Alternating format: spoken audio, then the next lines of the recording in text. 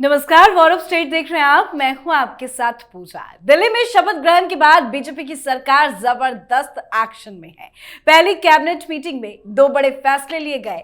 दिल्ली में आयुष्मान योजना लागू करने का फैसला और कैग की रिपोर्ट विधानसभा के पहले सत्र में पेश करने का फैसला। इसी के साथ पिछले 24 घंटे में सीएम रेखा जिस एक्शन में है, केजरीवाल की टेंशन बढ़नी लाजमी है। बड़ा फैसला लेते हुए रेखा गुप्ता ने पूर्व मुख्यमंत्री और मंत्रियों को मिल रही व्यक्तिगत स्टाफ की सेवाओं को खत्म करने का ऐलान कर दिया। इसके साथ ही सीएम रेखा गुप्ता ने उन अधिकारियों को उनके मूल विभाग में वापस भेज दिया है जिन्हें पहले की सरकार ने कहीं और नियुक्त किया हुआ था। साथ ही दिल्ली की सीएम रेखा गुप्ता ने आम आदमी पार्टी की मुसीबत बढ़ाने वाली तारीख का भी ऐलान कर दिया। रेखा गुप्ता सरकार ने 24 फरवरी से 3 दिन का विशेष सत्र बुलाया है और इसी सत्र में 5 साल से लंबित कैग की 14 रिपोर्ट भी पेश की जाएगी। तो सीएम रेखा के एक्शन से क्यों बढ़ गई है केजरीवाल की टेंशन, आज इसी पे चर्चा करेंगे। चर्चा के लिए मेरे साथ स्टूडियो में मौजूद हैं कैपिटल टीवी के editor in chief doctor Manish Kumar और एग्जीक्यूटिव एडिटर राजीव जी। सर, आप दोनों का बहुत बहुत स्वागत है। धन्यवाद। शपथ के साथ ही सीएम रेखा जिस तरह से एक्शन में नजर आ रही है, लग तो यही रहा है कि केजरीवाल का हिसाब किताब बहुत जल्द हो जाएगा। भाई, हिसाब किताब तो उसका होगा कि जो कोई प्रेजेंट होगा। टीचर तो पनिशमेंट उसको देती जो क्लासरूम में मौजूद होगा। कहाँ है केजरीवाल? कहाँ गायब हो गए हैं?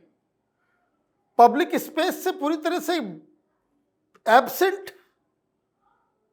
जो व्यक्ति हर 1 घंटे में ट्वीट किए बिना जीवित नहीं रहता था, छपास की बीमारी ऐसी कि टेलीविजन पे दिन में 4 बार उसका चेहरा ना आए, प्रेस कॉन्फ्रेंस ना आए तो हाजमा जिसका खराब हो जाता था, वो आदमी भाई 12-13 दिन तो हो गए गायब है।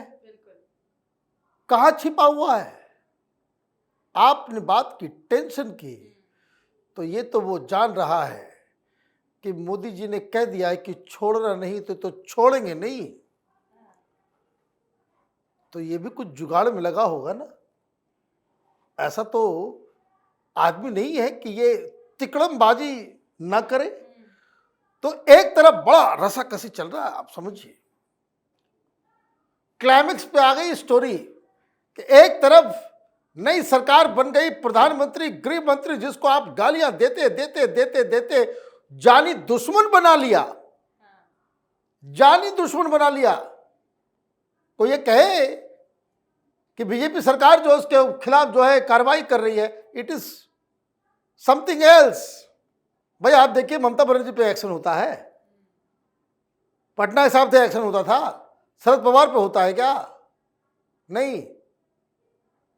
इसने मुसीबत को न्योता दिया, सांप के बिल में हाथ डाला, पॉलिटिकल लड़ाई को इसने पर्सनल किया। तो ये भी जान रहा है कि छोड़ेगा नहीं, कोई रहम नहीं मिलने वाला। तो क्या करे? तो मुझे लग रहा है कि राजीव जो बहुत दिनों से एक थ्योरी पे काम कर रहे हैं कि ये एन केन प्रकार अपने आप को स्थापित करेगा। कारण इसके पास कोई एलिबाई नहीं है। He is a simple man now. पहले तो ये परमिशन लो, वो परमिशन लो, राष्ट्रपति से पूछो, तो स्पीकर से पूछो, 1001 और जज साहब लोग बोलते आह माय गॉड, ये इलेक्टेड सीएम है, इलेक्टेड सीएम है, यही कहते थे ना जब जजेस।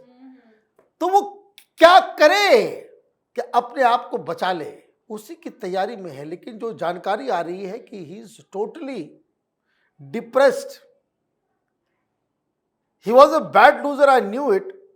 लेकिन इतना बेतहाशा वो दिमाग, शरीर, इंद्रियां काम ना करने लग जाए कि हार की वजह से, तो ये टिपिकल आत्मकामी नार्सिसिस्ट व्यक्ति का जो एनालिसिस लोग किया करते थे, उसका वही है कि हारने के बाद जो ऐसा लग रहा है कि सब कुछ खत्म हो गया है। सरकार इसके पीछे पड़ी हुई है, इसके सारे कारनामों को ढूंढ ढूंढ के निकाला जाएगा और इसको तिहाड़ भेजा जाएगा। बिल्कुल, सरकार तो पीछे पड़ी है और पीएम मोदी खुद भी बोल चुके हैं कि ना मैं भ्रष्टाचार करता हूं, ना मैं किसी को करने दूंगा। जिस तरह से एक्शन की खबरें आ रही हैं, जरूर केजरीवाल भी कुछ प्लानिंग जरूर कर रहे होंगे। भले वो मीडिया में नजर नहीं आ रहे, कहीं नहीं जा रहे हैं, सोशल मीडिया पर भी उन्होंने अब तक सिर्फ 4 पोस्ट किया है जब से नतीजे आए हैं। क्या प्लानिंग कर रहे होंगे केजरीवाल? क्या रणनीति बना रही है आम आदमी पार्टी? देखिए, आम आदमी पार्टी तो अभी सुरक्षित रहने की रणनीति बना रही है, कैसे बचा जा सकता है। क्योंकि जैसे दिल्ली की सरकार का गठन हुआ और उसके बाद भारतीय जनता पार्टी का जो प्लान था, उस प्लान को इम्प्लीमेंट करना शुरू किया गया। सबसे पहले सफाई अभियान, जो आम आदमी पार्टी ने अलग अलग संगठनों में, संस्थानों में, सरकार में अलग अलग अपने लोगों को बिठा रखा है, उसकी सफाई जरूरी है। तो ये सफाई अभियान की पहली किस्त जारी की गई कि जितने ये पूर्व मंत्री हैं और मुख्यमंत्री भी रहे हैं, इन लोगों के पर्सनल स्टाफ, एक कैबिनेट मिनिस्टर मतलब 2 पर्सनल स्टाफ, ये दोनों पर्सनल स्टाफ इन लोगों के हटाए जाएंगे। उसके बाद डिपार्टमेंट वाइज अलग अलग पोर्टफोलियो इन मंत्रियों के मिले हुए थे, उसमें जो रखा गया है उसको हटाया जाएगा। और फिर सचिवालय के अंदर जो कॉन्ट्रैक्ट पर काम कर रहा है, उन लोगों को हटाया जाना शुरू हो गया है अधिकारियों के लेवल पर। क्योंकि आम आदमी पार्टी या अरविंद केजरीवाल इतना बेवकूफ आदमी नहीं है कि सारे अधिकारियों से टकराव रखता था। इसकी जो परेशानी थी वो सेक्रेटरी लेवल के अधिकारियों से थी, ज्वाइंट सेक्रेटरी हो, उसके अलावा सेक्रेटरी हो, चीफ सेक्रेटरी हो, जो ऑल इंडिया कैडर के होते थे और जिनको ट्रांसफर पोस्टिंग का अधिकार केंद्र सरकार के पास है। उन लोगों से ये दुश्मनी मोल लेके रखे। लेकिन दिल्ली कैडर के अधिकारी जो थे, दिल्ली में जिनके ऊपर इसका अधिकार था, उसको तो अपने इर्द गिर्द ही रखता था और वो इसके विश्वास पात्र रहे हैं। जो लोग पिछले 15 सालों में 7-8 साल से काम कर रहे हैं इसके साथ, उन लोगों को अब ठिकाने लगाना है, क्योंकि वो तो जासूस बने रहेंगे अरविंद केजरीवाल के। इसने ऐसा जादू किया है कुछ लोगों के ऊपर, चाहे सामान्य लोग भी हैं उसमें, सामान्य जनता भी है, और फिर अधिकारी, सो कॉल्ड इंटेलेक्चुअल वर्ग, कुछ मीडिया कर्मी, कुछ ये वामपंथी लोग, इन लोगों पर ऐसा जादू कर दिया था कि सब लोग केजरीवाल केजरीवाल का माला जपते थे। तो ये उसके लिए जासूस का काम करेगा, इसलिए वहां भी सफाई करो। और फिर इसके बाद ये सबसे आगे अब फैसला 1-2 दिन में आने वाला है कि जितनी बोर्ड और कमिटियां हैं जो आम आदमी पार्टी के समय से चल रही है, चाइल्ड वेलफेयर कमेटी हो, वुमेन कमेटी हो, या फिर जितने बोर्ड, ये झुग्गी झोपड़ी बोर्ड बनाए गए हैं, ये सारे बोर्ड में आम आदमी पार्टी के लोग भरे पड़े हैं और इन लोगों को 1.5-2 लाख रुपए सैलरी दी जा रही है। ये अभी तक छिपे हुए बैठे हैं, एक शब्द नहीं बोल रहा है कि अब आगे क्या होगा। ये अपने आप को सुरक्षित रखने में लगा है कि चलो 5 महीना का टाइम मिल जाए, 6 महीना का टाइम मिल जाए, उतने में तो कुछ पेमेंट आ जाए। अब उन लोगों को हटाया जाएगा। नई बोर्ड, नई कमेटियां, जितनी कमेटी है वो सब नए तरीके से गठित किए जाएंगे। और इसलिए आम आदमी की प्लानिंग अभी दिल्ली में 1-2 नेताओं को आगे बढ़ाओ, यानी कि महिला सीएम है तो एक महिला नेता आतिशी मार्लेना को आगे बढ़ा दिया गया है। आजकल तो सौरभ भारद्वाज भी गायब है। ये जो अरविंद केजरीवाल, मनीष सिसोदिया की तो छोड़ ही दीजिए, वो तो दिल्ली में है कि नहीं है पता ही नहीं है। कुछ दिन पहले पंजाब गया, पंजाब से आने के बाद कहाँ गया है पता नहीं। तो ये सारे लोग सुरक्षा व्यवस्था को ठीक करने में लगे हैं कि आम आदमी पार्टी में इस तरह के एक्शन होना शुरू हुआ तो पहले तो ये सारे लोग जो संगठन में काम कर रहे थे, पर्दे के पीछे से ये भाग जाएंगे, ये कहीं और जुगाड़ देखेंगे, और फिर विधायकों की बारी आएगी, वो भी भाग जाएंगे। किसी तरीके से पार्टी को बचाए रखना ही इसकी प्राथमिकता बन गई। बिल्कुल, वो प्राथमिकता तो उनकी है, लेकिन बीजेपी की पहली प्राथमिकता थी कि कैग की रिपोर्ट हम पेश करेंगे। तारीख का भी ऐलान हो गया है विधानसभा सत्र का। ये आने वाला सेशन केजरीवाल के लिए कितना भारी होने वाला है? देखिए, इस तरीके से ये भारी होने वाला है क्योंकि मैं आपको बता दूं कि इस 22 में से बहुत सारे लोग ऐसे भी होंगे जो साइलेंट हो जाएंगे। They will not jump towards BJP, but openly वो अपने लीडरशिप को क्रिटिसाइज करना चालू कर देंगे। जैसे ये परिस्थिति जो पैदा होगी कि जैसे स्वाति मालीवाल है, वो बीजेपी ज्वाइन नहीं करेगी। बीजेपी अगर वो ज्वाइन करेगी तो वो डिस्क्वालीफाई हो जाएगी। लेकिन वो केजरीवाल के खिलाफ बोलती है, इतना बोलती है कि भाई तुम हमको फिर बाहर निकालो, और अगर पार्टी बाहर निकाल दे तो फिर वो इंडिपेंडेंट हो जाएगी। तो आप पहली चीज अपनी खाल बचाना कि कैसे मैं जेल जाने से बचूं। प्रायोरिटी नंबर 2 कि पार्टी को दिल्ली में कैसे बचाऊं। राजीव ने बताया कि किस तरीके से जो उसके वर्कर हैं जो माल के ऊपर काम करते थे कोई आइडियोलॉजिकल नहीं, और उसमें भी बहुत सारी चीज़ें तो ये हो रही कि बहुत सारे लोग ऑलरेडी बीजेपी वालों को फ़ोन कर रहे हैं जो केजरीवाल के साथ काम करते कि देखिए मैं तो, मेरे पिताजी संघ में काम करते थे मेरे पिताजी जो है वो बीजेपी के पुराने रहे, मैं तो भटक गया, ये किया वो किया, हमारे पास बहुत जानकारी, इसका कच्चा चिट्ठा।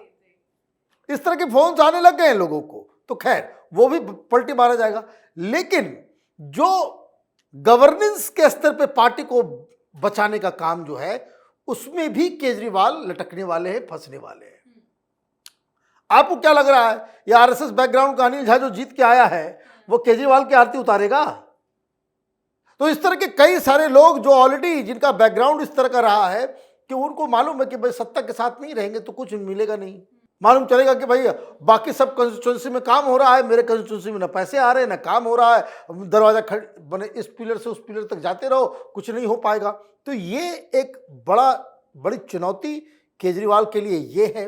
दूसरी चीज, ट्रिपल इंजन की सरकार बनेगी, एमसीडी जाएगा, उसको तो बचा ही नहीं सकता ये। तो इसके हाथ से he will become a powerless, मैंने ऐसा खिलौना जिसका बैटरी को लेकर के भाग गया है, वो किसी काम का नहीं है, वो किसी काम का नहीं बच जाएगा। तो फिर वो क्या करेगा? और मैं आपको बता दूं कि अभी सेशन आएगा, you don't know what is going to happen. ऐसे व्यक्ति को स्पीकर बनाया गया है जो जब जीत के आया था 2015 में तो विजेंद्र गुप्ता बोलने के लिए खड़े होते थे, मार्शल से धक्के मार मार के से बाहर किया जाता था। Now he is the speaker. और ये बड़ा अच्छा किया कि प्रवेश वर्मा और कपिल मिश्रा को मंत्री बनाया।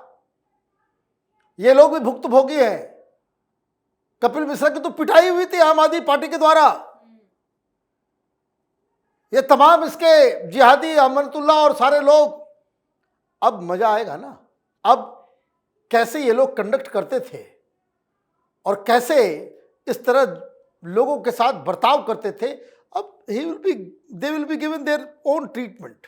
अब रही बात एक्शंस की, सीएजी रिपोर्ट की, तो आप ये समझिए कि इस सरकार में इसको इस सरकार को इससे कुछ लेना देना ही नहीं है। Already there is expert panel home ministry के अंदर बैठी हुई है कि कब सीएजी लगाना है, कब एसआईटी बनाना है, कहाँ जांच करनी है, कैसे क्या करना है। छोड़ा तो नहीं जाएगा। एक बात तो ये ब्रह्म लकीर है कि इस व्यक्ति ने पॉलिटिकल लड़ाई को व्यक्तिगत किया, इसको तो सबक सिखाना जरूरी है। और अगर ये मैं बार बार शुरू से कह रहा हूं, Kejriwal is a political virus. इस वायरस को खत्म करना हिंदुस्तान की पॉलिटिकल कल्चर को बचाने के जैसा है। ये वायरस रहेगा, ये हिंदुस्तान के पॉलिटिकल कल्चर को दूषित कर देगा। बिल्कुल, नो डाउट। तो इस बार का सेशन सर बहुत इंपॉर्टेंट होगा। केजरीवाल के सामने अभी तो नेता प्रतिपक्ष को लेकर भी टेंशन चल रही है कि किसे बनाया जाए किसे नहीं। लेकिन सर ये जो कैग रिपोर्ट की इतनी चर्चा चल रही है, पीएम मोदी ने भी कहा, बीजेपी के तमाम नेता कह रहे हैं, इस सत्र में पेश होता है तो उसके बाद आगे की क्या कार्रवाई होती है, कैसे केजरीवाल पर एक्शन लिया जाएगा? देखिए 27 तारीख को कैग की रिपोर्ट पेश होगी, उस पर चर्चा होगी। अब इसके पास कोई आधार तो है नहीं, अभी 22 विधायक हैं, वो भी कितने लोग सदन में जाते हैं ये सोचने वाली बात होगी।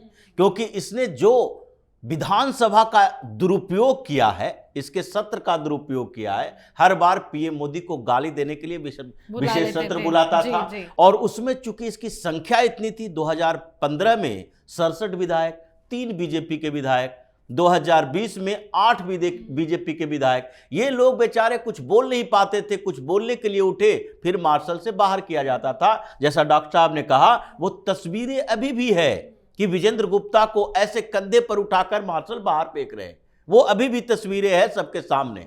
तो इसलिए ये लोग भी समझ रहे हैं कि अब अमानतुल्लाह खान की गुंडागर्दी नहीं चलेगी। जो ओपी शर्मा के साथ बहस हुई थी और उन दोनों के बीच इतना झगड़ा हो गया कि फिर बीच बचाव में स्पीकर को आना पड़ा था, ये अब नहीं चलने वाला है। तो ये जो काम किया है उसकी भुक्तभोगी तो ये होगा, चर्चा होगी। और उसके बाद चूंकि अलग अलग डिपार्टमेंट के एक्सपेंडिचर की बात हुई है कि आपने कहां कहां किन किन मद में खर्च किए, तो जो अनियमितता है तो अलग अलग डिपार्टमेंट में खर्च हुआ है, इसलिए एसआईटी का गठन किया जा रहा है। और एसआईटी हर डिपार्टमेंट के लिए अलग अलग टीम बनाएगी कि इसमें इतना खर्च हुआ है तो कहां कहां खर्च हुआ, इसके सारे रिकॉर्ड अब पिछले सरकार दे। और अगर उसमें कोई गड़बड़ी पाई गई है तो एसआईटी की टीम उसे ट्रांसफर करेगी ईडी के पास, क्योंकि इकोनॉमिक विंग तो उसी के पास है। और फिर उसमें अगर क्रिमिनल कॉन्स्पिरेसी का एंगल आएगा तो वो सीबीआई के पास जाएगा, क्योंकि इन लोगों ने बिजली विभाग में जो अपने बिजली बोर्ड में अपने लोग रखे, डायरेक्ट कंपनी के साथ डील किया, वो पैसा किसी व्यक्ति के अकाउंट में नहीं जाता, सीधे कंपनी के अकाउंट में जाता है। और इसमें माना जा रहा है 30,000 करोड़ के घपले घोटाले हो सकते हैं। तो ये सारे कारनामे इसके सामने आएंगे। 27 तारीख को इसकी शुरुआत हो जाएगी, उल्टी गिनती शुरू हो जाएगी। बिल्कुल सर, बहुत बहुत धन्यवाद सर आप दोनों का। धन्यवाद। तो दिल्ली की नई मुख्यमंत्री रेखा गुप्ता ने शपथ लेने के साथ ही ताबड़तोड़ फैसले लेने शुरू कर दिए हैं। दिल्ली विधानसभा का सत्र का भी ऐलान कर दिया गया है। 24 फरवरी से सत्र शुरू होगा। कैग रिपोर्ट 25 फरवरी को पेश होने की संभावना है और इसी कैग रिपोर्ट में केजरीवाल के काले चिट्ठे, काले कारनामे हैं, जिसको लेकर आम आदमी पार्टी में हलचल मची हुई है। तो आपकी क्या कुछ राय है, कमेंट करके लिखिएगा। देखते रहिए कैपिटल टीवी। नमस्कार।